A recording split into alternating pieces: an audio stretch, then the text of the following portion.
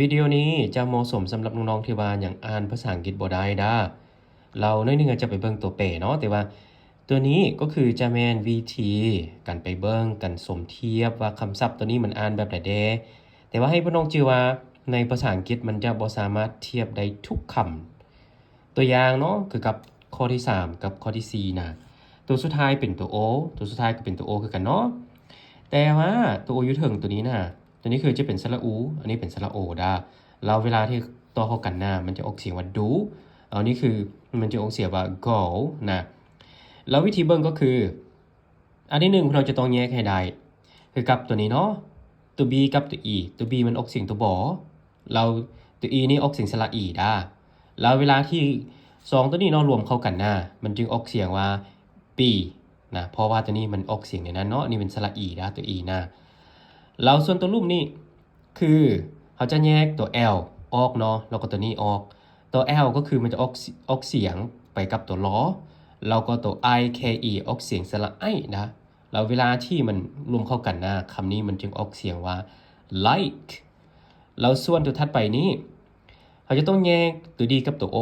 แต่เวลานี้คือตัว O เนาะออกเสียงสระอูเราจึงออกเสียงว่า do เพราะว่าตัว D นี่เนาะมันออกเสียงตัวดอเด็กในภาษาลาวได้เราต่อไปตัว GO เวลานี้ตัว G มันออกเสียงคล้ายกับตัวกอที่สุดเราในนี้จึงเขียนตัวกอตัวแทนเนาะเราจึงออกเสียงว่า go นะในภาษาลาวที่เขาอ่านเขาจะอ่านว่า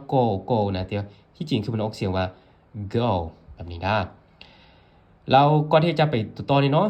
อาจารย์ได้แจ้งให้กับพวกน้องว่าอาจารย์เปิดสอนภาษาอังกฤษออนไลน์เนาะ2ห้องมีเริ่มต้นกับห้องกลางได้เราถ้าว่าน้องผู้ใดที่สนใจคือทักหาอาจารย์ใดเนาะเบอร์76673176เก็บไปตัวต่อเลยเนาะข้อที่5นี่ก็คือจะต้องแยกตัวนี้ออกตัว C มันออกเสียงตัวคอนะเราตัวนี้ตัว OME มันออกเสียงสระอ่ำได้เราในนี้มันจะออกเสียงว่า come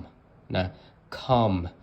ในนี้เขาจะเขียนให้มันว่าอ่านว่าคำเนาะแต่โอเคอยู่มันไปใกล้เคียงนั้นแล้วนะ